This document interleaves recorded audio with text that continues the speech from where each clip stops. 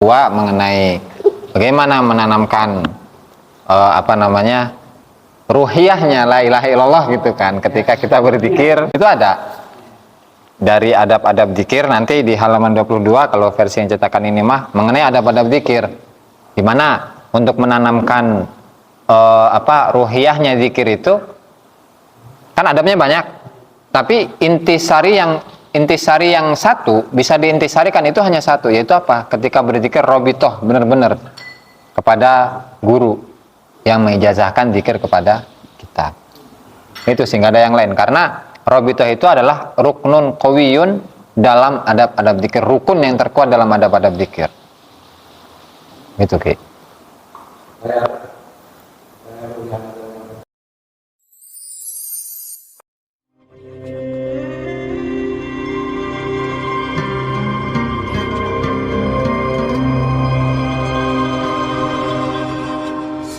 Wassalatu wassalamu ala rasulillah Muhammad bin Abdullah, amma ba'du.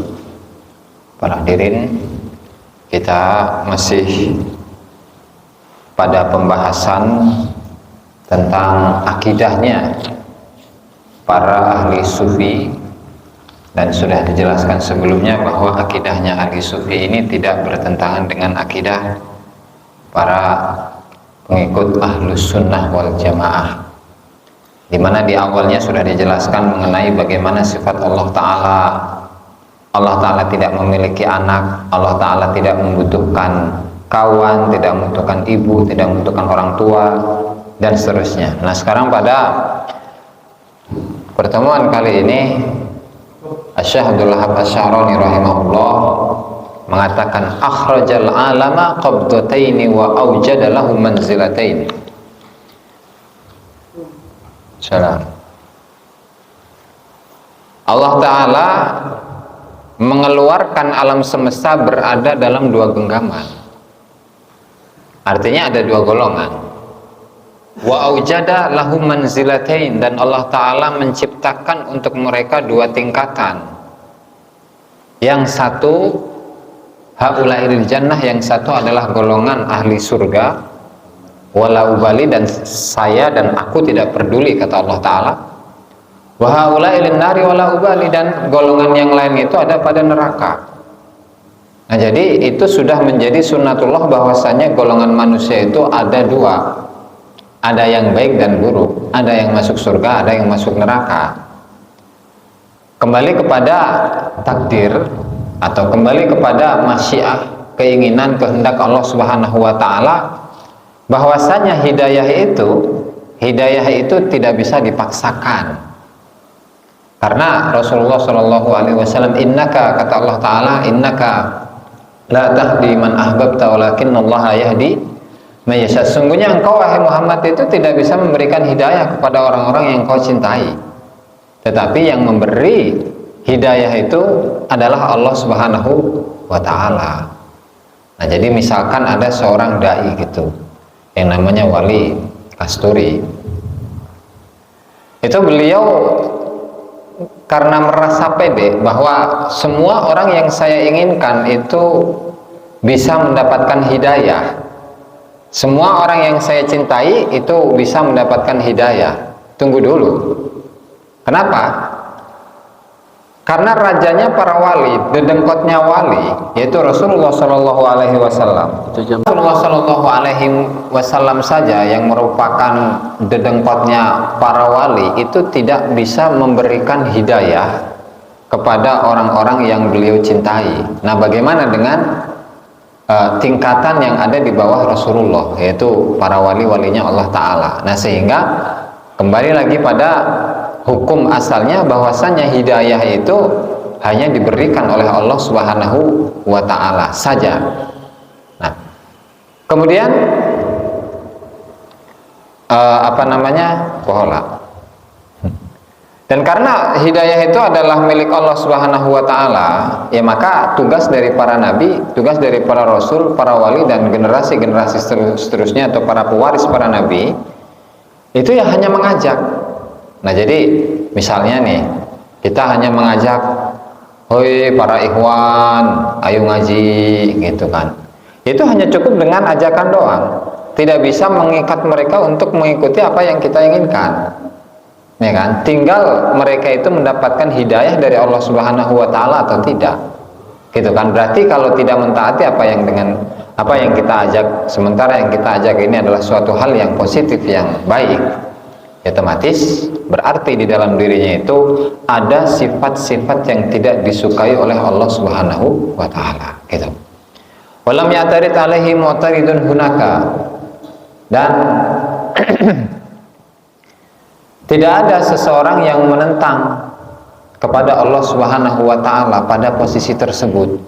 Ya karena idlam mawjuda kana sama siwahu, ya karena tidak ada yang wujud pada waktu itu. Tidak ada yang wujud ya kecuali Allah Subhanahu wa taala. Gitu. Selain Allah Subhanahu wa taala, yaitu tidak wujud. Artinya wujud yang ada pada diri manusia itu hanyalah wujud majazi, yaitu wujud yang sifatnya tidak kekal. Ya, artinya kita mengatakan wujud, oke, kita mengatakan sekarang kita ini adalah orang-orang yang wujud, orang-orang yang ada, atau manusia yang ada di alam semesta. 60 tahun ke belakang kan belum wujud, ya kan? 60 tahun ke belakang kita ini belum wujud, atau yang kita lahirnya paling tahun 70, ya kan? 80, 90, 60 tahun ke belakang atau di tahun 1945 belum wujud kita. Nah, kemudian juga ke depan 100 tahun ke depan ini belum tentu ini kita masih wujud atau tidak, sehingga wujud kita ini adalah wujud majazi, wujud idhofi, wujud yang disandarkan atau wujud yang sifatnya sementara. Yang fal kullu tahta tasrifi asma'i, maka semua alam semesta itu di bawah pengaturan nama-nama Allah Subhanahu wa taala. Ya, nama-nama Allah misalnya Al-Khaliq, Al-Karim, Ar-Razik, Al-Ghaffar, kemudian Al-Jabbar, Al-Mutakabbir, dan seterusnya. Nah, itu adalah nama-nama Allah Subhanahu wa taala, di mana dengan nama ini Allah Subhanahu wa taala itu mengatur semua yang ada di alam semesta. Itu kan? Faqabdatun, sehingga faqabdatun tahta asma'i balaih, waqabdatun tahta asma'i alaih, sehingga satu genggaman atau satu golongan itu di bawah naungan nama-nama bala, nama-nama ujiannya Allah Subhanahu wa taala, dan segolongan yang lain itu di bawah nama-nama sifat kenikmatan Allah Subhanahu wa taala. Artinya begini, karena Allah Subhanahu wa taala adalah zat yang sempurna, ya kan, dan semua kesempurnaan itu ada pada zatnya Allah Subhanahu wa taala, begitu juga dengan sifat-sifatnya Allah Subhanahu wa taala, baik yang sifatnya baik atau yang sifatnya buruk, ya. Kemudian Allah Subhanahu wa taala itu menciptakan manusia-manusia yang kemudian dari manusia-manusia ini Allah taala memilihnya, yang kemudian Allah memilih golongan dari manusia kemudian menjadikan mereka dari golongan para aulia. Dan para wali-walinya Allah Subhanahu wa taala ini memiliki bagian dari asma'nya. Jadi artinya begini, seorang wali itu terkadang memiliki sebuah karakter yang didapat dari isimnya Allah Subhanahu wa taala. Misalnya Al-Jabbar. Jabbar itu kan maha perkasa. Jadi terkadang seorang wali yang mendapatkan bagian atau makna dari isim Allah Ta'ala, dari nama Allah Ta'ala Al-Jabbar, maka bawaannya itu adalah selalu mengalahkan orang-orang. Ya, artinya setiap kali melihat hal yang tidak disukai oleh Allah Ta'ala, maka jiwanya itu akan ingin mengalahkan itu, ingin menghancurkan itu. Nah, kemudian ada yang lain yang misalnya seorang wali itu mendapatkan bagian dari isimnya Allah Ta'ala yang berupa Ar-Rahim, Ar-Rahman misalkan, maka dia bawaannya adalah welas asih, kasih sayang kepada seluruh umat manusia, meskipun kepada ahli maksiat sekalipun. Nah, sehingga dari sini para ahli sufi itu menanamkan bahwa seorang murid thariqah, seorang ahli tarekat itu harus menanamkan di dalam dirinya itu rasa welas asih, rahmah, kepada seluruh manusia, bahkan kepada ahli maksiat sekalipun. Kenapa?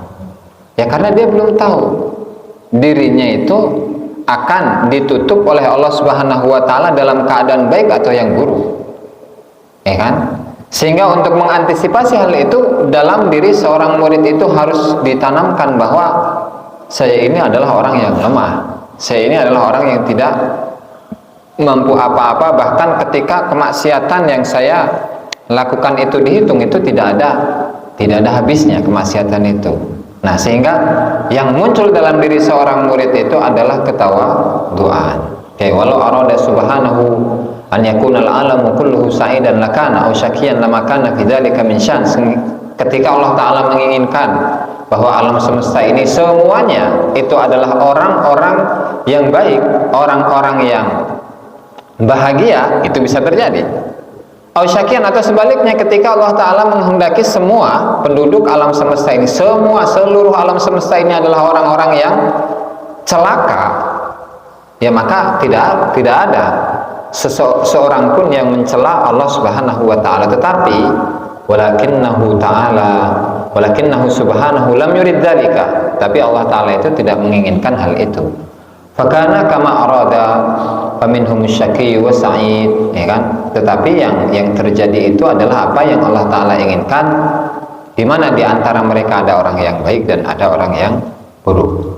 Fala sabila ila tabattuli ma hakama alaihi alqadim, sehingga tidak ada sedikit pun jalan untuk merubah hukum qadim yang telah ditentukan oleh Allah Subhanahu wa taala. Sebagaimana di dalam hadis salat, hiya khamsun wa hiya khamsun ma yubaddalul qawlu ladayya wa ma ana bidzallaminil abid. Yang salat itu ya 5. Dari sananya sudah 5. Sementara jumlahnya itu wahya, terhitungnya dari 5 ini adalah 50. Nah, sehingga ketika Isra Mi'raj terjadi pada Rasulullah Shallallahu alaihi wasallam itu, beliau sampai bolak-balik dari 50 45.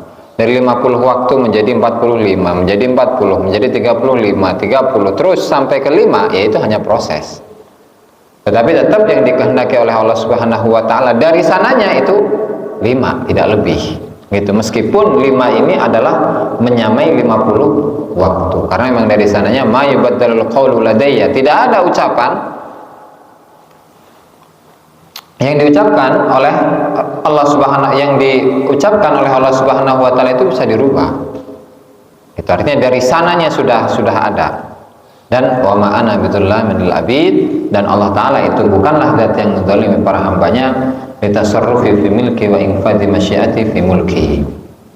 Dzalika li haqiqatin amyat anhal basair wa lam ta'bur anhal 'alaiha al-afkar wa la dhamair illa biwahbin ilahin. Sehingga yang mengetahui hakikat daripada apa yang telah Allah Ta'ala tentukan dalam ilmu qadimnya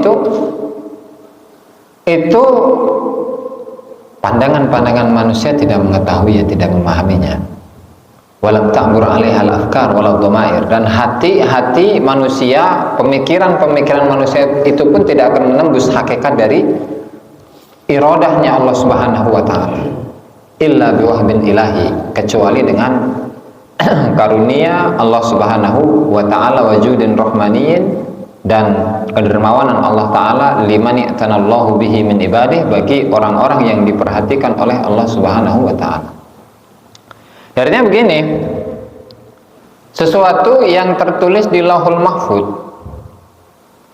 itu sifatnya ghaib bagi manusia biasa. Ya kan?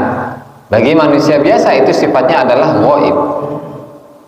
Nah, tetapi meskipun demikian, karena Allah Subhanahu wa taala itu memberikan karunia kepada para kekasihnya yang Allah taala urusi, para wali-walinya Allah Subhanahu wa taala. Nah, apa yang ada di Lauhul Mahfuz itu bisa dibaca, bisa dikasih tahu, diberitahukan oleh Allah Subhanahu wa taala kepada para hambanya yang khusus. Itu sehingga apa? Sehingga wajar ketika seorang wali itu bisa menjelaskan kepada seseorang tentang tulisannya atau catatannya di Lauhil Mahfuz ya, karena itu adalah wahbun ilahi, adalah karunia Allah, judin rohmani, karena dia ini termasuk orang-orang yang diperhatikan oleh Allah Subhanahu wa Ta'ala gitu. Nah, sehingga misalnya seperti berkaitan dengan sebuah hadis, la yarudul qada'a illa du'a, tidak ada yang dapat menolak suatu qada, suatu ketentuan Allah Subhanahu wa Ta'ala kecuali doa. Nah, itu adalah bagi seseorang yang belum mengetahui isi dari Lauhul Mahfuz. Nah, sehingga saya belum tahu nih, saya setahun ke depan ini dalam menjalankan usaha, apakah usaha saya sukses atau enggak. Nah, sehingga itu orang tersebut itu diperintahkan oleh Allah Subhanahu wa Ta'ala untuk berdoa, mudah-mudahan ya kan, mudah-mudahan orang tersebut dalam bisnisnya itu bisa dilancarkan gitu. Makanya dalam sebuah kisah itu Tuan Syekh Abdul Qadir Al-Jilani rahimahullah, ketika ada seorang murid, dia itu pertama kali sowan kepada Syekh Hamad Ad-Dabbas kan? Dan Syekh Hamad Ad-Dabbas itu adalah salah seorang guru dari Syekh Abdul Qadir Al-Jilani. Nah, menurut kasyafnya Syekh Hamad Ad-Dabbas bahwa murid ini tidak boleh melakukan perjalanan untuk berdagang. Kenapa? Karena di tengah perjalanannya itu akan dirampok dan dia akan mati, meninggal di sana. Kemudian bimbanglah beliau ini, murid ini.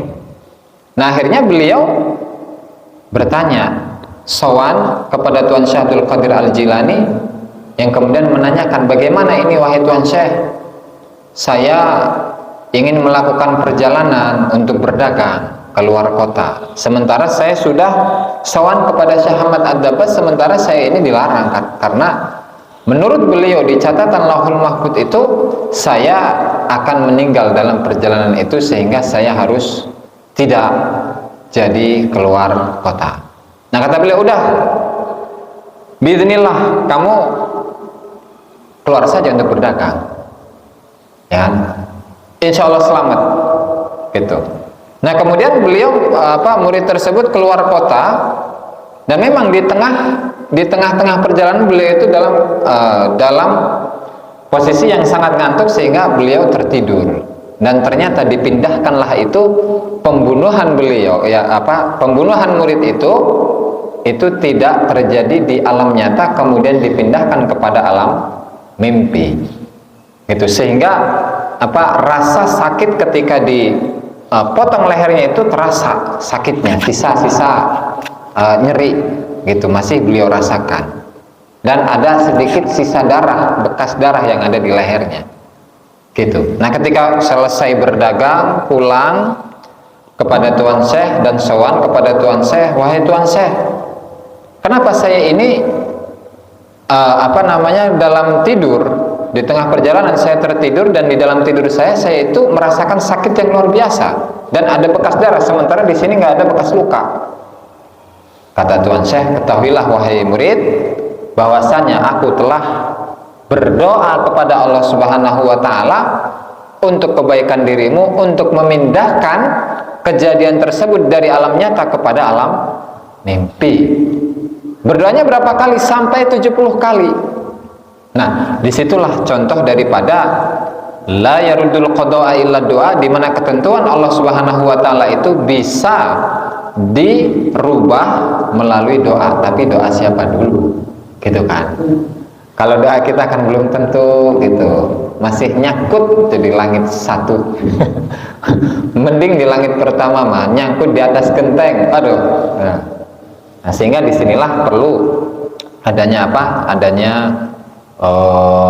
penyucian diri, pembersihan hati, bahwa dalam diri kita itu terdapat banyak penyakit hati yang dapat menghijab antara diri kita dengan Allah Subhanahu wa Ta'ala, ya kan, sehingga kita ini jauh dari Allah Subhanahu wa Ta'ala dan masih jauh untuk menjadi kekasih Allah Subhanahu wa Ta'ala. Wa kama syahidna lillahi ta'ala bil wahdaniyah wa ma yastahiquhu minas sifatil aliyah, wallahu ta'ala a'lam bissawab. Kitab yang kedua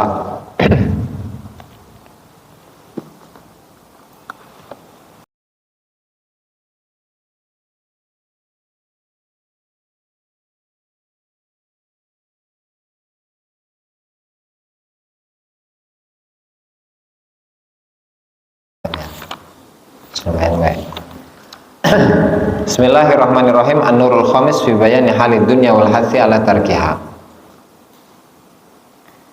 Penjelasan cahaya atau makalah yang kelima, yaitu tentang kondisi dunia, kemudian motivasi untuk meninggalkan dunia, di mana kata Syekh Abdul Qadir Al-Jilani, idza ra'aita ad-dunya fi aidi arbabiha wa abnaiha bi zinatiha wa batiliha wa khidaiha wa masaidiha wa sumuniha al-qatilah. Ketika engkau itu melihat dunia di tangan-tangan para pemiliknya dan di tangan-tangan para anak-anak dunia, mereka itu membawa perhiasan dunia, membawa kebatilannya dunia, membawa tipuan-tipuan dunia, membawa jeratan-jeratan dunia, membawa racun-racun dunia yang membunuh. Sementara ma'ali ini masih dohiriha, dohirnya itu lembut. Jadi misal seseorang itu ketika memegang ular, nah itu kan lembut tuh. Tetapi ketahuilah bahwasanya di dalam ular itu ada bisa yang beracun. Begitu juga dengan dunia, menurut Tuan Syekh Abdul Qadir Al-Jilani, ketika engkau itu melihat dunia di tangan-tangan para pemiliknya, dengan apa kekayaannya, ya kan, dengan luasnya tanah yang dia miliki. Sementara di dunia itu isinya adalah tipuan, kebatilan, ya kan, godaan, racun. Zahirnya lembut, batinnya berbahaya. Wa dararati batiniha, batinnya berbahaya. Wa sur'ati ihlakiha wa qatliha liman massaha, dan seseorang yang memegang dunia itu maka dia akan dipercepat kehancurannya dan pembunuhannya. Bagi seseorang yang memegang dunia dan tertipu oleh dunia, dan dia waghafala an dahiniha, dia lupa tentang tipuannya atau tentang kebahayaan dari dunia itu sendiri. Wa ghiyariha bi ahliha,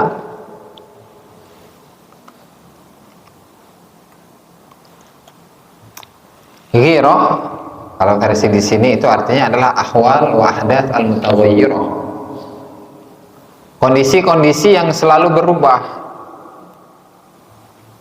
ya kan, kondisi-kondisi yang selalu berubah. Ini kondisi-kondisi atau perubahan-perubahan dunia kepada pemilik dunia. Artinya orang-orang yang memiliki dunia itu kondisinya akan berubah-ubah. Artinya di tahun pertama dia bisa jadi orang yang sukses, di tahun kedua sukses, ketiga, tapi tahun kelima ternyata bangkrut. Dunia berubah, gitu kan? Atau seseorang yang dia itu memiliki harta banyak, tetapi karena dia itu dalam dirinya tidak ada cinta kepada Allah Subhanahu wa Ta'ala, akhirnya dunia itu akan menjadi penyakit untuk dirinya, sehingga pakaian maloba, sementara badannya itu penyakitan, terus setiap hari masuk rumah sakit, gitu kan, susah. Wa naqdi ahdiha, dan dunia itu dapat membatalkan perjanjiannya, membatalkan perjanjiannya dengan Allah Subhanahu wa Ta'ala tentunya. Kembali kepada perjanjian di mana Allah Subhanahu wa Ta'ala itu mengadakan perjanjian sebelum manusia itu turun ke muka bumi, yaitu di fil yaum alastu birabbikum, ketika Allah Ta'ala itu sudah menyatakan sikap kepada manusia, hei manusia, apakah engkau itu siap untuk diturunkan ke muka bumi ini? Kemudian kata manusia, iya siap ya Allah, tapi dengan syarat apa? Alastu birabbikum, engkau harus mengakui bahwasanya aku ini adalah Tuhan kalian. Artinya ketika engkau itu, wahai manusia, ketika turun ke muka bumi ini, ya engkau harus mengakui bahwa aku sebagai Tuhanmu. Engkau tidak memiliki Tuhan selain diriku sampai kapanpun. Engkau tidak menuhankan makhluk, tidak menuhankan duit, tidak menuhankan perempuan, tidak menuhankan kekayaan, tidak menuhankan diri sendiri, tidak menuhankan hawa nafsu. Nah, dan ini salah satu bukti di mana banyak dari kita yang mempertuhankan hawa nafsunya. Apa ra'aita man ittakhadha ilahahu hawahu. Dalam sebuah ayat Allah Ta'ala berfirman, apa ra'aita, tidakkah engkau wahai Muhammad melihat man ittakhadha ilahahu, seseorang yang menjadikan Tuhan hawahu, seseorang yang mempertuhankan hawa nafsunya. Contohnya seperti apa? Contohnya seperti seseorang yang memiliki egoisme yang tinggi, ya. Misalnya ketika dia itu adalah orang yang memiliki jabatan, ya, memiliki jabatan dan dia salah. Kemudian ketika ada seseorang yang memperingati dirinya, mengingatkan dirinya bahwa engkau itu salah, karena merasa memiliki jabatan, cara salah, gitu kan, sehingga dia itu tidak menerima nasihat yang disampaikan kepada dirinya, tapi justru merasa dirinya itu benar. Dan penyakit inilah penyakit yang dimiliki oleh iblis ketika Allah Ta'ala perintahkan iblis, ya, untuk bersujud kepada Nabi Adam. Kata iblis apa? Ana khairun minhu, khalaqtani min narin wa khalaqtahu min tin. Ya Allah, saya ini lebih mulia daripada Adam. Engkau menciptakan Adam itu dari tanah, sementara engkau menciptakan aku dari api, dan api lebih mulia daripada tanah. Kan gitu. Nah, sementara dalam diri kita masih memiliki sifat-sifat iblis, gitu. Mau disadari atau tidak, itu masih banyak sifat iblis yang ada dalam diri kita, sehingga kita minta pertolongan kepada Allah Subhanahu wa Ta'ala untuk menghilangkan sifat-sifat iblis itu dengan berzikir kepada Allah Subhanahu wa Ta'ala. Tetapi sekali lagi, bahwa zikirnya itu seperti kemarin, zikir itu adalah merupakan salah satu dari ajaran thariqah. Thariqah itu artinya jalan, bukan at-thariqu ilal fulus, tetapi at-thariqu ilallah, jalan menuju Allah, bukan menuju uang. Karena ketika berzikir, zikir thariqah tujuannya adalah untuk uang, berarti ini bukan thariq ilallah tapi thariq untuk fulus, kan kemarin dijelaskan. Nah, sehingga dalam zikir, dan nanti akan dijelaskan oleh Syekh Abdul Wahab Asy-Syarani di dalam kitabnya Al-Anwarul Qudsiyah, akan dijelaskan mengenai adab-adab zikir, tata cara zikir dan seterusnya, gitu ya. Itu semata-mata untuk menanamkan dalam diri kita supaya kita ini tidak seperti yang disifatkan oleh Syekh Abdul Qadir Al-Jilani di sini. Itu kan artinya dalam memandang dunia itu jangan sampai kita memiliki pandangan seperti orang-orang yang keedanan dunia. Mending kita keedanan Allah Subhanahu wa Ta'ala daripada keedanan dunia.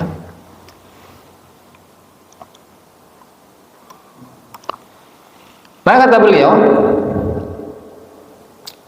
fakun kaman ra'a insanan alal ghaiti bil barazi, maka jadilah engkau itu seperti seseorang yang melihat satu orang yang sedang missing, yang sedang berak, bil baraz, di kamar mandi. Coba lima artinya apa? Kinayatun an timpalil ghida wa ghaid, sama ya. Alal ghaiti, dia itu BAB, buang air besar di kamar mandi, dan badiyatun sau'atuh, auratnya terlihat, kubulnya terlihat, duburnya terlihat. Faihatun raihatuh, baunya semerbak. Berak, baunya semerbak, wangi enggak? Fa innaka taghuddu basaraka an sau'ati. Tentu yang pertama yang dilakukan oleh kita itu adalah kita memejamkan mata untuk tidak melihat aurat dari orang itu, kan? Satu. Yang kedua, wa tasuddu ala anfika min raihatihi wa natani.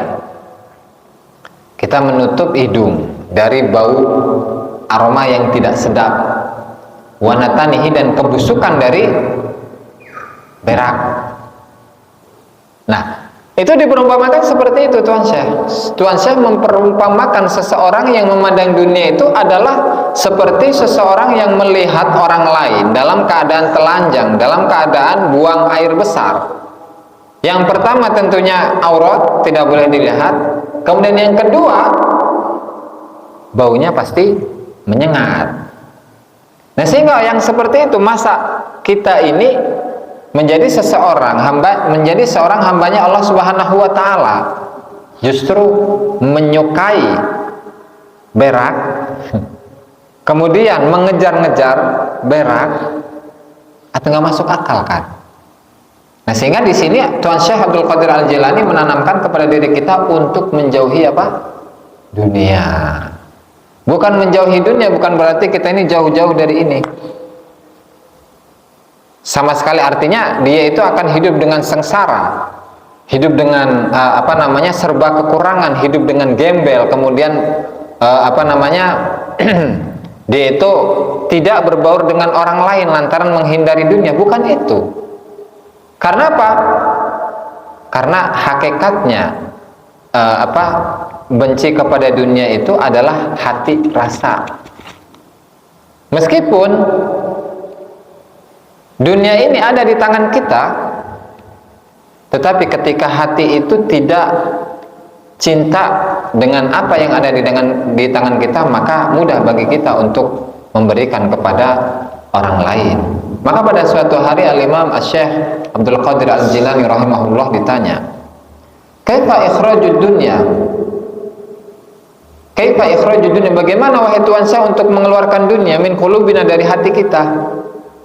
Kata beliau, "Akhrijha min qalbik waj'alha fi yadik, fa innaha la tadurruk." Kata beliau, udah keluarkan aja dari hatimu, taruh dunia itu di tanganmu, dan fa innaha la tadurruk, sesungguhnya ketika dunia itu hanya ada di tanganmu, tidak di hatimu, itu tidak akan tadurruk, la tadurruk, tidak akan membahayakan dirimu. Nah, sementara kita ini kan masih cinta dunia gitu kan. Kita punya apa gitu, punya uang. Nah, kemudian uang ini, harta ini, rokok ini sulit, berat untuk memberikannya kepada orang lain. Nah, itu adalah salah satu bukti dari apa? Kecintaan kita kepada dunia. Nah, makanya pada suatu hari Syekh Abdul Qadir Al-Jilani rahimahullahu taala ditanya, "Ya Tuan Syekh, ya Abdul Qadir, kaifa tasilu ilallah?" Bagaimana engkau itu bisa usul kepada Allah Subhanahu wa taala? Kata beliau, "Asilu ilallahi ta'ala la bi kasratis salati walal ibadah." Saya ini tidak usul kepada Allah Subhanahu wa taala dengan banyaknya salat, dengan banyaknya ibadah, tapi bisa khawatin nafsi. Pertama, memiliki jiwa yang dermawan.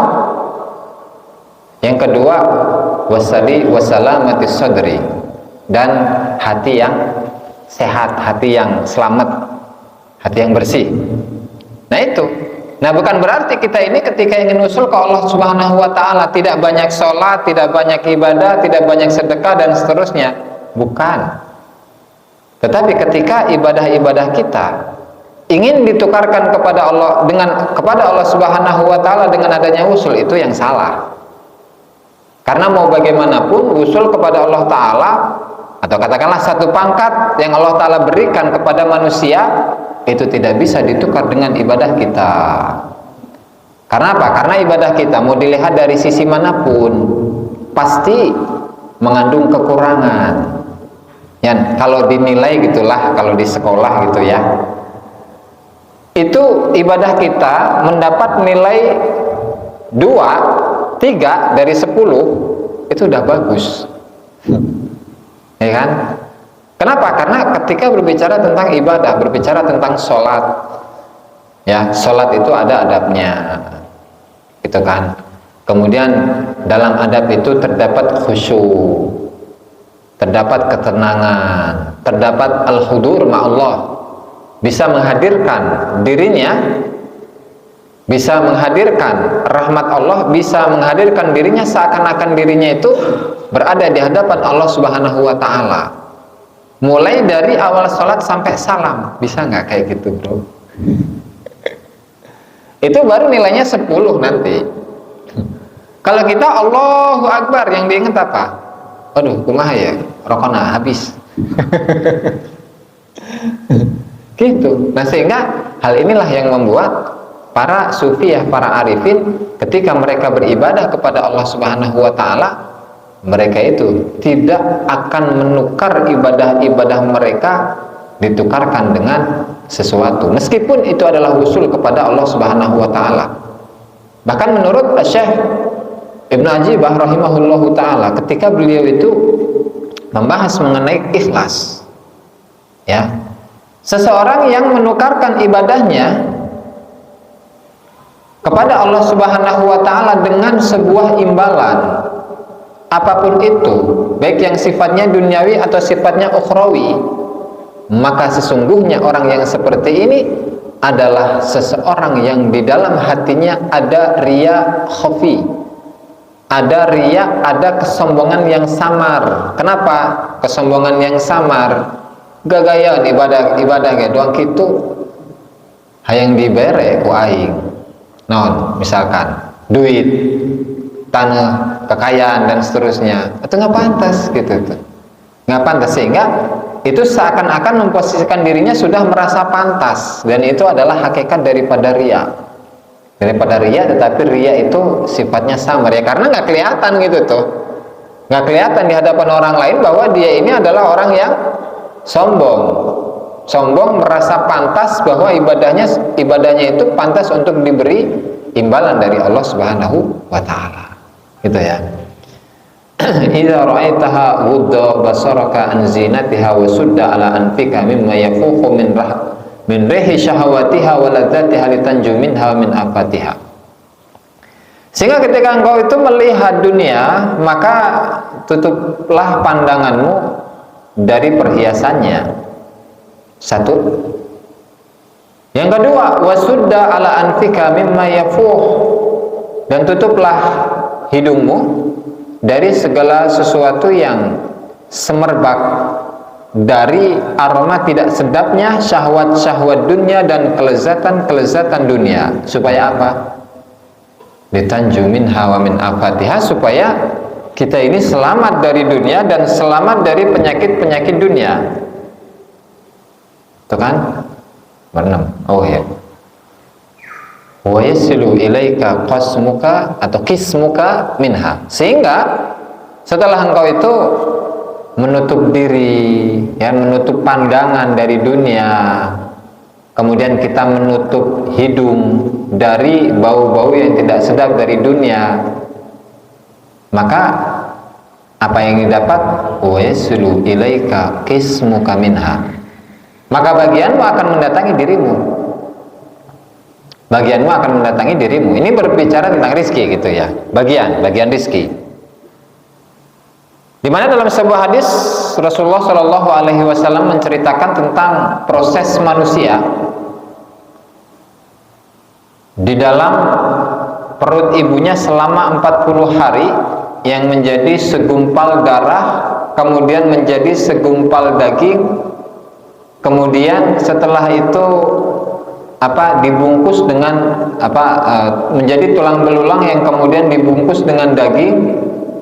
Kemudian Allah Ta'ala memerintahkan malaikat untuk menuliskan 4 hal. Yang pertama, wa yuqalu lahu uktub amalah, tulislah amalnya, wa rizqahu, rizkinya, wa ajalahu, dan ajalnya, kematiannya, wa syaqiyyun am sa'idun, dan tulislah di situ apakah dia termasuk menjadi orang yang bahagia atau celaka. Jadinya di situ ada satu bagian mengenai hal yang sudah ditentukan, dipastikan terjadi pada diri manusia, tertulis untuk manusia, yaitu apa? Masalah rizki. Bikat bi rizkihi, dalam redaksi yang lain, bikat bi rizkihi wa amalihi wa ajalihi wa syaqiyyun am sa'idun. Artinya rizki itu adalah suatu hal yang pasti. Mau berdoa, mau bekerja atau tidak, berdoa atau tidak, berupaya atau tidak, selagi itu adalah rezekinya, maka akan sampai kepada dirinya. Gitu, maka akan sampai kepada dirinya. Hanya saja karena kita ini memiliki keimanan yang lemah, memiliki keimanan yang lemah, sehingga kita masih belum percaya aing lamun tegawe moal dahar. Gitu. Sampai ada pernyataan seperti itu, ketika saya itu tidak kerja maka saya tidak akan makan. Nah, itu menunjukkan pada posisi keimanan kita yang lemah. Makanya Syekh Abdul Qadir Al-Jilani ketika membicarakan tentang kasab dan tawakal, beliau mengarahkan bahwasanya kasab itu adalah makomnya orang-orang yang lemah iman. Gitu. Meskipun itu adalah sunnahnya Rasulullah. Kemudian yang tawakal, tidak kasab, itu adalah kondisi dari seseorang yang kuat imannya. Nah, tetapi meski demikian kita jangan mentang-mentang dong, oh saya nggak kasab, saya nggak kasab, nggak perlu dong saya kasabkan, iman saya kuat. Iman saya kuat, ya tinggal dicoba aja sih, gitu kan, dicoba aja. Dia tidak kasab, tidak juga meminta-minta kepada makhluk rizkinya datang kepada dirinya atau enggak. Kalau dirinya goyang, ya hatinya goyang, berarti bohong, dia ngomong lemah, dia ngomong kuat iman. Nah, sehingga Rasulullah itu mengajarkan kepada para sahabatnya,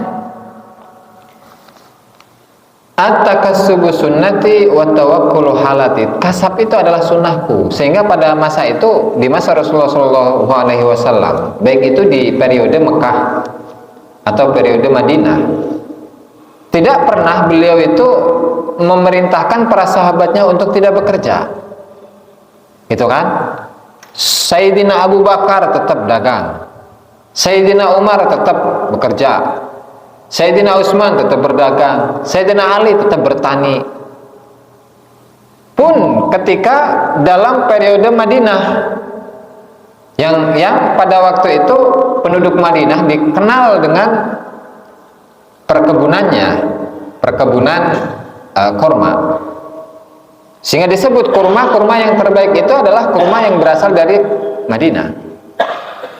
Lalu apakah Rasulullah SAW itu memerintahkan para sahabatnya untuk semuanya tidak bekerja? Enggak. Tetapi semuanya ada porsinya masing-masing. Ada yang bekerja, ada yang enggak. Gitu kan? Ada yang bekerja dan itu adalah mayoritas sahabat. Ada yang tidak, yaitu dari golongan ashabus suffah.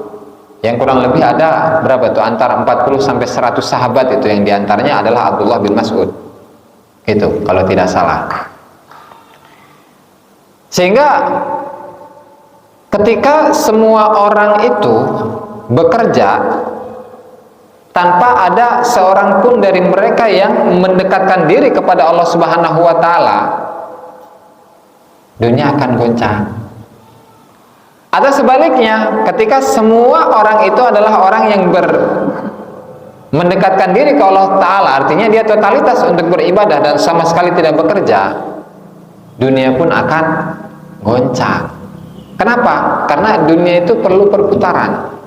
Perputaran dunia, sunnatullah dalam dunia itu harus ada. Artinya di dunia ini harus ada petani, harus ada dokter, harus ada pedagang, harus ada nelayan, ya kan? Harus ada polisi, harus ada TNI, ya kan? Harus ada pemerintah, dan semuanya itu merupakan fardu kifayah menurut fikih. Nah, makanya di dalam fikih itu ketika membicarakan tentang pekerjaan-pekerjaan, ya, kepemerintahan, perdagangan, pertanian, kelautan dan seterusnya, itu hukumnya adalah fardu kifayah. Ketika yang namanya hukum fardu kifayah, kalau tidak satu pun dari manusia yang melakukan itu, dosa semua kan. Nah, sehingga disitulah perputaran dunia. Artinya semuanya itu harus ada, baik dari sisi kedokteran, pendidikan, pertanian, perdagangan dan seterusnya, itu harus ada. Gitu. Karena kalau tidak seperti itu, maka sunnatullah tidak berjalan. Ya, artinya secara normal kehidupan manusia itu akan geser. Dengan kembali pada materi, ketika seorang itu sudah tidak mencintai dunia, maka bagian dari rizkinya itu akan sampai kepada dirinya. Wa anta fihi muhanna, dan engkau dalam mendapatkan rizkimu itu dalam keadaan tenang, dalam keadaan santai, tidak dalam keadaan melanjung, pusing, biut, enggak. Makanya qala Allah Ta'ala li nabiyhi Muhammadin sallallahu alaihi wasallam, la tamuddanna ainaika, jangan sekali-kali wahai Muhammad engkau julurkan kedua matamu ila ma mata'na bihi azwajam minhum, kepada sesuatu yang kami berikan, yang kami bahagiakan kepada orang-orang yang munafik dan orang-orang musyrikin. Azwajan, jadi azwajan itu bukan hanya berarti bojo, bukan, tapi di sini artinya adalah asnafan, golongan-golongan, minhum, dari mereka para munafikin dan para musyrikin. Artinya, wahai Muhammad, jangan sekali-kali engkau itu tergiur dengan kenikmatan dunia yang mereka miliki. Lantaran mereka memiliki harta yang melimpah, mereka memiliki pengikut yang banyak, mereka memiliki barang dagangan yang luar biasa, penghasilan yang besar, dan seterusnya. Jangan sampai engkau wahai Muhammad tertipu dengan kekayaan-kekayaan duniawi seperti itu. Nah, Nabi Muhammad saja diingatkan oleh Allah Ta'ala, apalagi kita lebih pantas untuk diberi peringatan oleh Allah Subhanahu wa Ta'ala mengenai larangan tersebut. An-Nur Sadis. Dan sebelum ditutup sesi tanya jawab, mangga silahkan, barangkali ada jamaah yang ada pertanyaan. Ya kan Rani?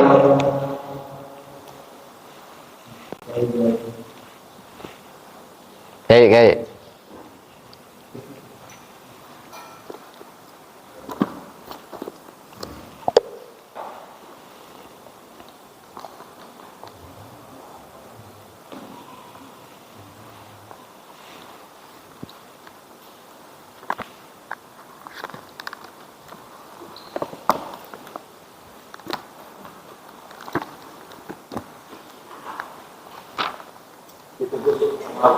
tentang budaya itu yang dari Ustaz Anwar Musa tadi itu. Orang juga tidak bisa memberikan hidayah kepada umatnya. Semua Allah aja yang betul. Sama Allah aja. Ya. Apakah yang mendorong Allah harus bisa makhluk tersebut bisa mendapatkan hidayah?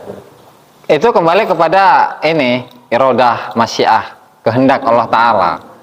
Artinya kehendak Allah Ta'ala itu adalah hal yang bagi kita itu goib, ya kan? Artinya begini, kehendak Allah Ta'ala itu biasanya ditulis di Lauhil Mahfud, ya kan? Kehendak Allah Ta'ala itu ditulis di Lauhil Mahfud. Nah, yang tahu Lauhil Mahfud itu adalah golongan-golongan khusus, golongan-golongan apa ya? VIP gitulah, golongan khusus dari kalangan kekasih-kasih Allah Ta'ala. Nah, sehingga apa? Sehingga ketika Allah Ta'ala memberikan bocoran kepada seseorang, itu bisa saja terjadi, bisa jadi itu benar-benar terjadi ketika tidak ada perubahan gitu kan. Nah, artinya karena Rasul itu tugasnya hanya sebagai penyampai saja, dan hidayah itu adalah urusan Allah, bukan ditentukan oleh Rasulullah, maka tetap meskipun Rasulullah itu menginginkan seseorang untuk mendapatkan hidayah, untuk masuk Islam, tetap nggak bisa. Meskipun Rasulullah itu pengen, misalnya paman-pamannya untuk semuanya masuk Islam, itu nggak bisa. Karena hidayah itu dikembalikan ke Allah Ta'ala atas dasar masyiah, keinginan, irodah, kudrohnya Allah Ta'ala. Konon.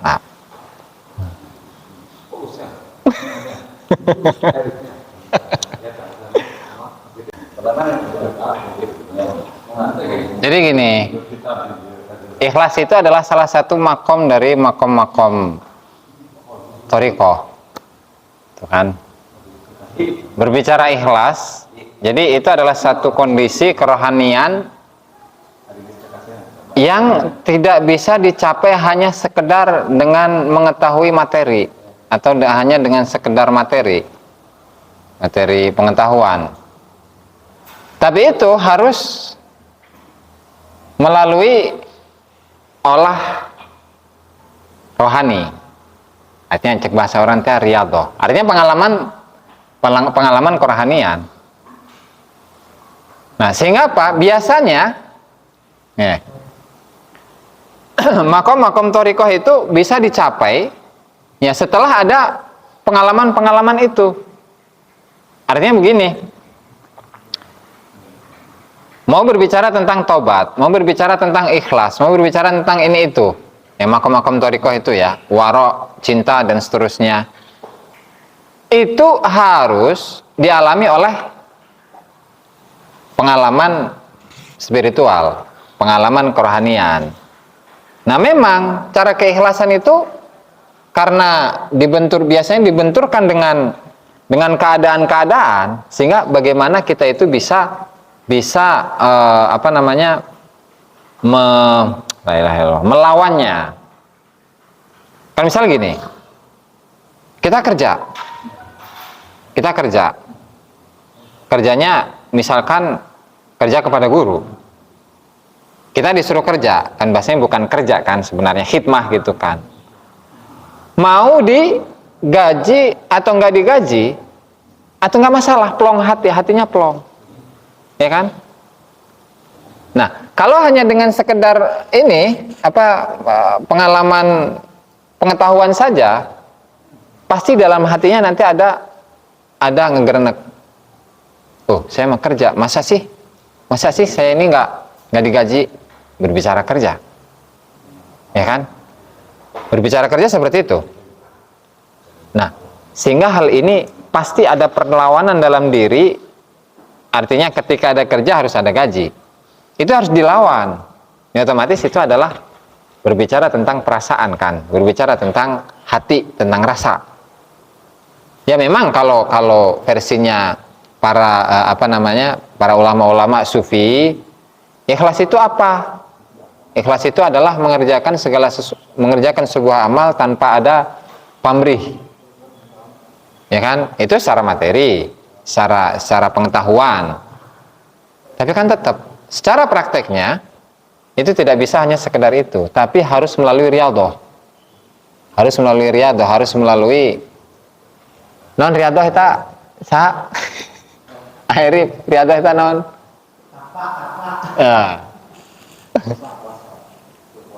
jadi biasanya seperti itu. Harus ada riyadhah, ada pelatihan itu artinya Kang. Jadi untuk menguji mana kadar keikhlasan, mana kadar keyakinan tentang rezeki misalnya. Nah, biasanya guru itu memerintahkan seorang murid untuk berkelana. Nah, itu adalah salah satu cara untuk mencapai makom thariqah yang diantaranya adalah ikhlas itu. Kita ikhlas. Ya, ikhlas untuk sekalian menguji taubat, menguji keyakinan. Itu dengan berkelana tadi itu, disuruh kemana tanpa ada bekal apa-apa. Ayo keikhlasan sampai mana, ayo keyakinan sampai mana gitu kan, ayo keridhaan sampai mana. Nah, di situ biasanya seperti itu dengan riyadhah. Artinya menerima apapun itu sudah ditetapkan oleh Allah. Betul. Kan nggak mudah itu mah. Qaulun jazimun.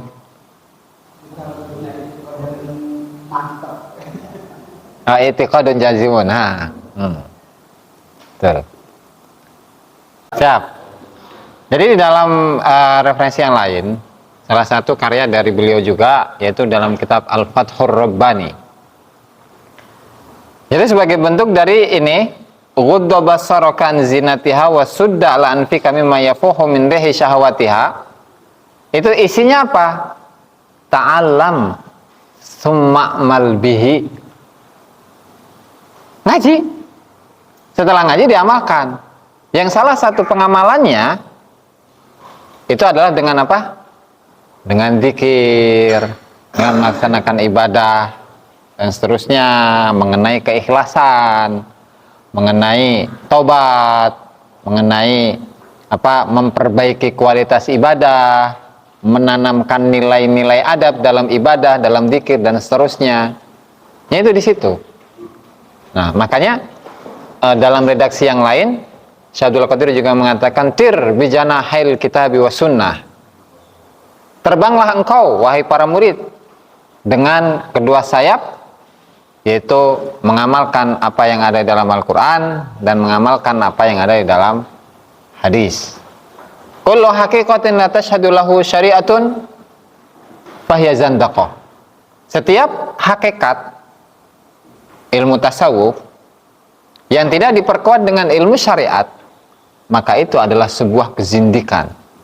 Kezindikan itu apa? Kezindikan itu adalah seseorang yang dirinya itu seakan-akan tidak memiliki Tuhan, lantaran sakar PDW gitu, tidak ada aturan dalam hidupnya. Ya, saya kira seperti itu. Jadi kedua, gimana caranya ketika kita zikir itu biar ada ruhnya, biar ada ruh. Weh, luar biasa saya nih.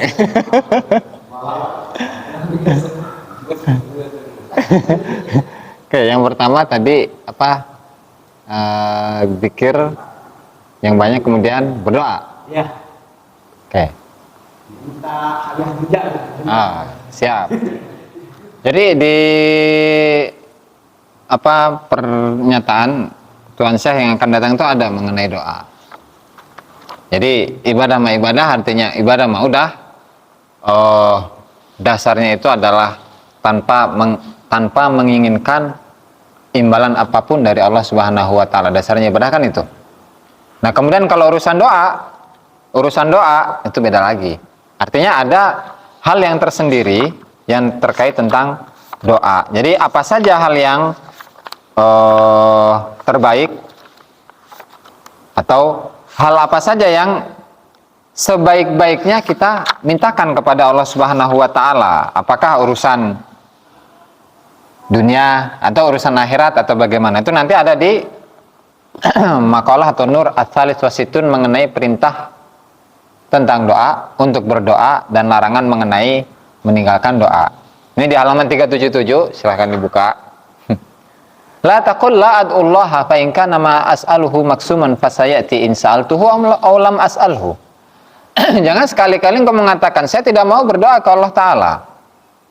Karena ketika apa yang saya mintakan, saya doakan kepada Allah Subhanahu wa taala itu sudah dibagi, maka pasti bakal datang. Baik saya berdoa atau enggak.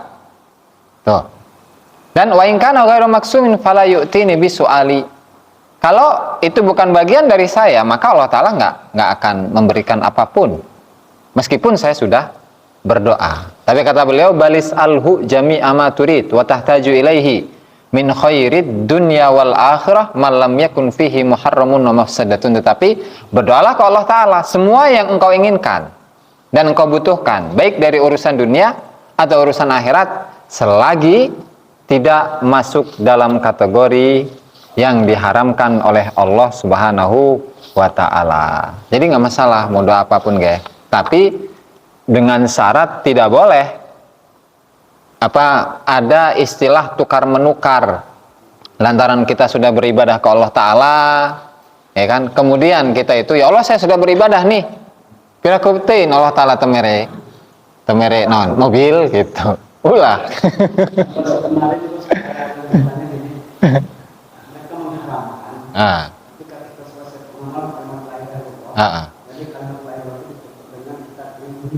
Betul. Betul. Boleh apakah tidak? Nggak boleh. Benar itu mah, nggak boleh. Ya kan. Kemudian dari sisi lain yang tadi pertanyaan kedua mengenai bagaimana menanamkan ruhiyahnya la ilaha illallah gitu kan ketika kita berzikir. Itu ada. dari adab-adab zikir nanti di halaman 22 kalau versi yang cetakan ini mah mengenai adab-adab zikir, di mana untuk menanamkan ruhiyahnya zikir itu kan adabnya banyak, tapi intisari yang satu bisa diintisarikan itu hanya satu, yaitu apa? Ketika berzikir robitoh benar-benar kepada guru yang mengijazahkan zikir kepada kita. Itu sehingga ada yang lain, karena robitoh itu adalah ruknun qawiyun dalam adab-adab zikir, rukun yang terkuat dalam adab-adab zikir. Gitu Ki.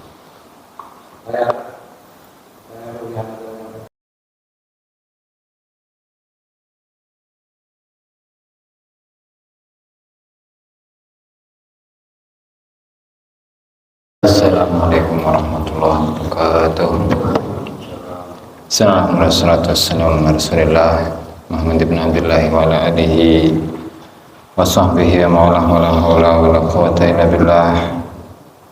Nawayna ta'allama ta'limun wa intifa'u dzikra wa tadhkira wa ifadatu wa istifada wal hasana tamassuki bi kitabillah wa sunnati rasulih wa du'a ila al-huda wa dalalata ala al-khairi ibtigha'a wajhihi wa qurbihi wa thabihi subhanahu wa ta'ala. Rabbi shrah li sadri wa yassir li amri wa hlul 'uqdatan min lisani yafqahu qawli. Amma ba'du. Para hadirin hadirat tauhid yang dimuliakan Allah Subhanahu wa taala, mari kita lanjutkan pengajian 2 mingguan kitab Al-Anwarul Qudsiyah dan kitab Futuhul Ghaib. Dan sebelum kita mulai, mari kita hadiahkan Al-Fatihah kepada mualliful kitab, semua ulama, semua guru kita, semua orang tua kita, muslimin muslimat, mu'minin mu'minat, ala hadinihi wa ala kulli niyatin salihah wa ala man bihi. Assalamualaikum warahmatullahi wabarakatuh. Ila hadratin Nabi Muhammad sallallahu alaihi wasallam. Al-Fatihah. A'udzu billahi minasyaitonir rajim. Ya Allah ya nasaina sallallahu alaihi wasallam. Amin.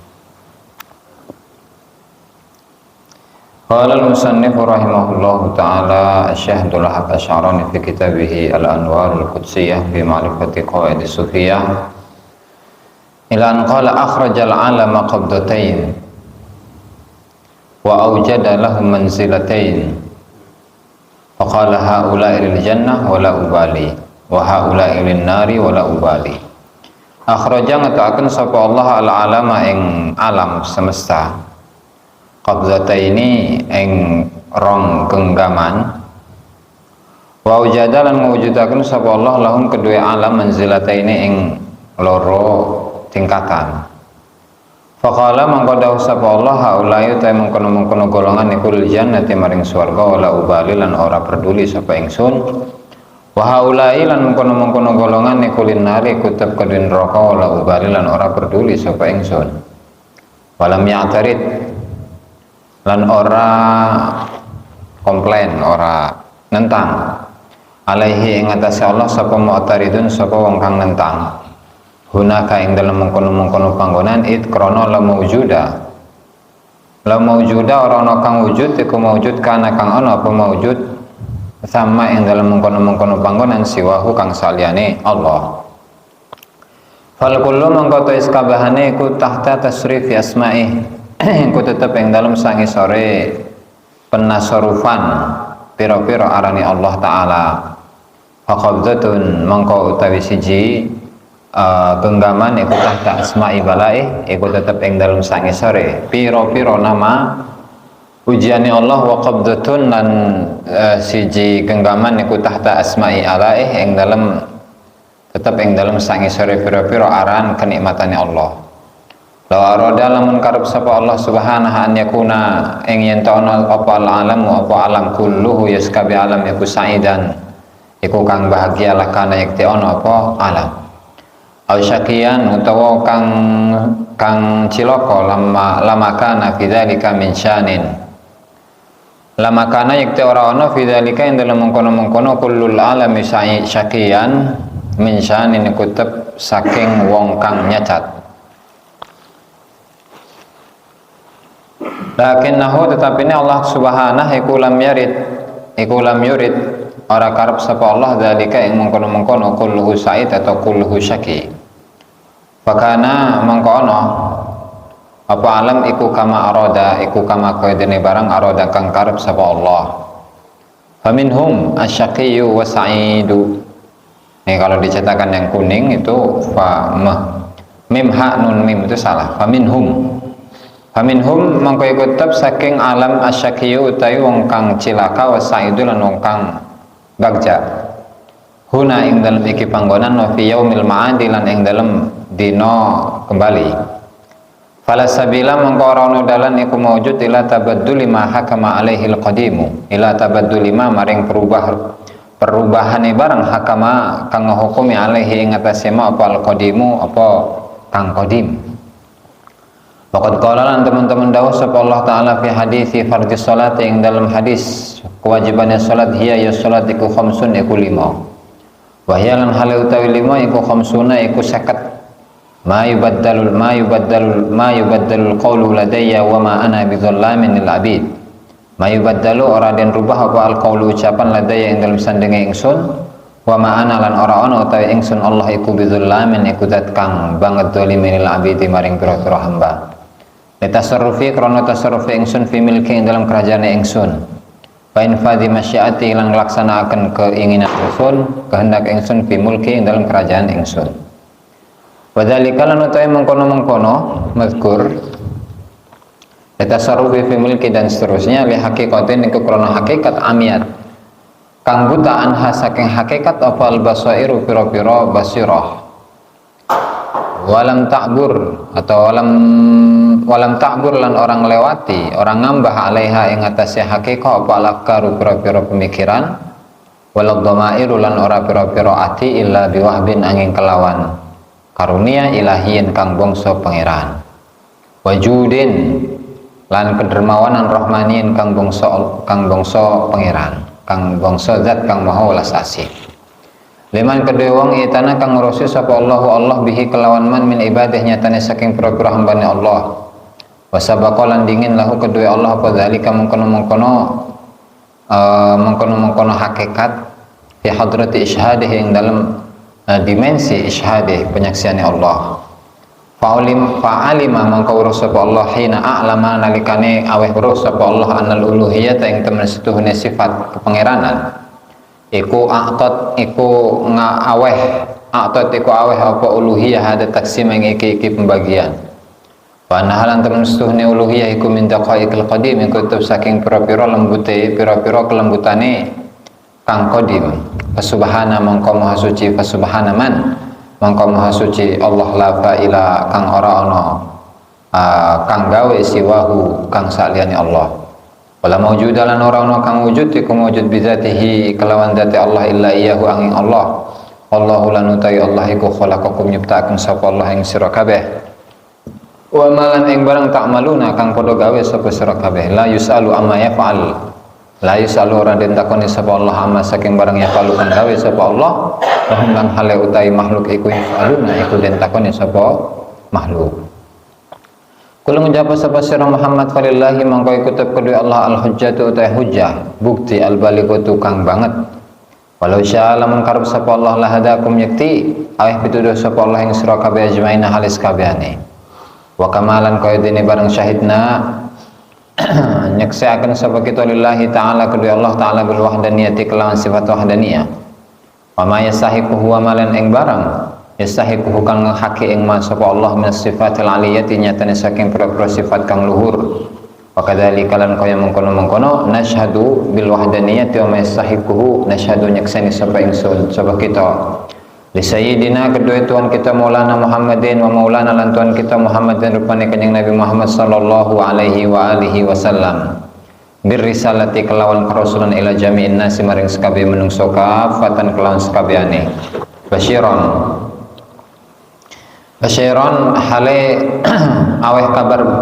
aweh berita gembira wa nadhiron lan hale aweh kabar ancaman wada'ilan kang ngajak ilallahi ta'ala ilallahi maring Allah biiznihi kelawan izin Allah wa sirajan lan dadi lampu muniron kang terang wa annahu lan tamnustuhne kanjeng Nabi sallallahu alaihi wasallam iku balagha iku nyampeaken sapa kanjeng Nabi jami'a ma ing sakabeh barang anzala kang nurunaken sapa Allah ilaihi maring kanjeng Nabi min rabbih saking pangerane Nabi wa adalan nglaksanakeun sapa nabi amanatahu ing amanah Allah, wa nasahalan nasihati sapa kanjeng nabi ummatahu ing ummate kanjeng nabi.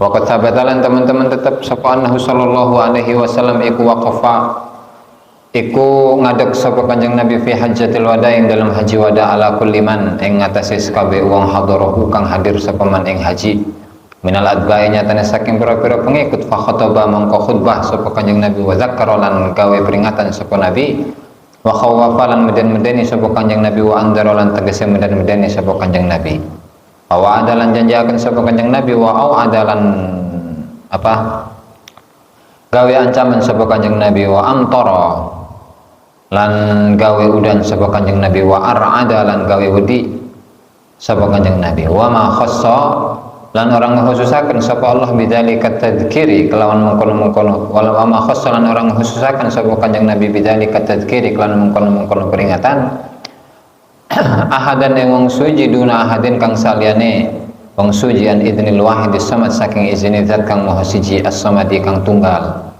Summa qala mengkono nuli dawuh sapa kanjeng nabi ala hal ballagtu ala eling-elingo hal ballagtu ana ta nyampeaken sapa ingsun faqalu mongko padha ngucap sapa sahabat jami'an halis kabehane qad ballagta ya Rasulullah, teman-teman nyampeaken sapa panjenengan duh Rasulullah.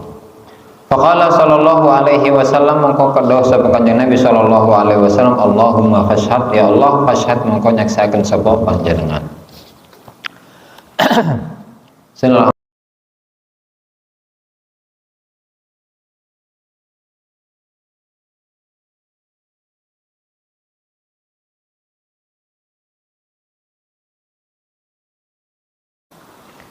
Qala Asy-Syaikh Abdul Qadir Al-Jilani rahimahullahu taala fi kitabih Futuhul Ghaib ila an qala an-nurul khamis fi bayani halid dunya wal hassi ala tarkiha. An-nurul khamis utawi iki iku cahaya kang kaping 5 fi bayani halid dunya ing dalem mertelaken tingkai dunia wal hasi lan dorongan motivasi ala tarkiha ing atase ninggalaken dunia. Idza ra'aita wa qala radhiyallahu anhu idza ra'aita dunya nalikane ningali sapa sira ad-dunya ing dunya fi aidi arbabiha ing dalem pira-pira tangane pemilik dunia wa bnai halan pira-pira anake dunia bizinatiha kelawan hiasani dunia wa abatili halan pira-pira kebatilan dunia wa khidai halan pira-pira tipuan dunia wa masaidi halan pira-pira buruani dunia wa sumumi halan pira-pira racuni dunia alqatilati kang mateni ma'alini masih zahiriha ing dalam sartane lembute ngepoke zahiri dunia wa dararati batiniha dararah ya lan siap wa dararati lan bahayane batini dunia wa sur'ati ihlakiha lan cepete gawe rusake dunia wa qatli halan mateni ning dunia liman kedue uang masaha kang gepok sapa man ing dunia wa gtarra lan ketipu sapa man biha kelawan dunia wa ghafala lan lali sapa man anda hiniha saking tipuan dunia wa ghiyariha lan piro-piro perkara kang weneh-weneh dunia bi ahliha kelawan ahline dunia wa naqdi ahdiha lan apa ngebatalaken perjanjian dunia fakun mongko dadi sapa sira kaman kaya dene wong roa kang ningali sapa man insanan ing siji menungso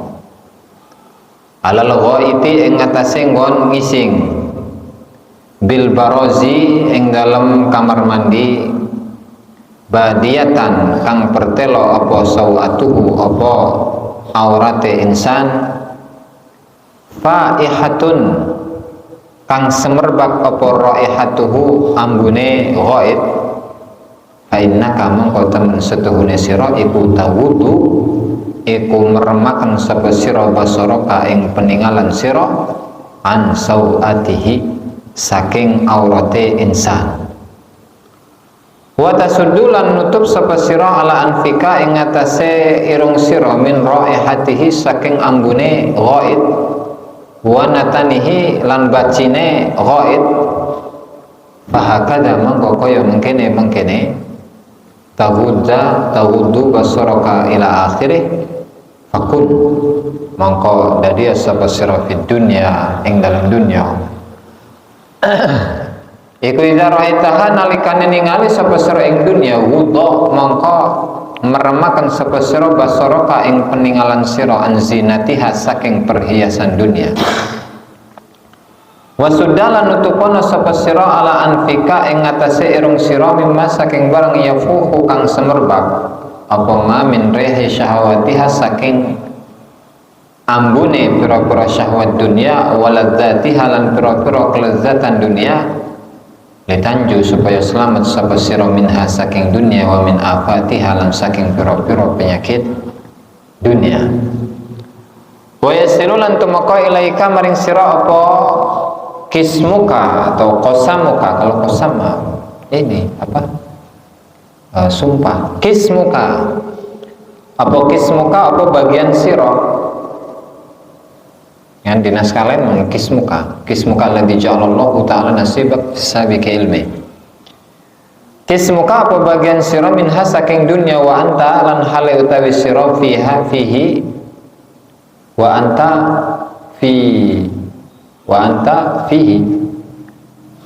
lan hale utawi sira fihi ing dalam kisim iku muhannan iku wong kang den bungahaken. Qala Allahu azza wa jalla qala dawu sapa Allah azza wa jalla li nabiyhi Muhammadin sallallahu alaihi wasallam maring kanjeng Nabi Muhammad sallallahu alaihi wasallam. Wala tamuddanna lan teman-teman ojo ngejuluraken sapa sira ainaika ing mripat loro sira ilama maring bareng matakna kang gawe bunga gawe senang sapa kita bihi kelawan ma azwajan ing pira-pira bojo ing pira-pira golongan minhum saking minhum ya mana ya minhum saking wong akeh. Terus panjang kan? Panjang. Subscribe, like, dan komen di bawah ini. Nah, jika teman-teman ada unek-unek, ada pertanyaan dan lain sebagainya, silahkan tinggalkan pesan di kolom komentar di bawah ini. Terima kasih sebelumnya. Assalamualaikum warahmatullahi wabarakatuh.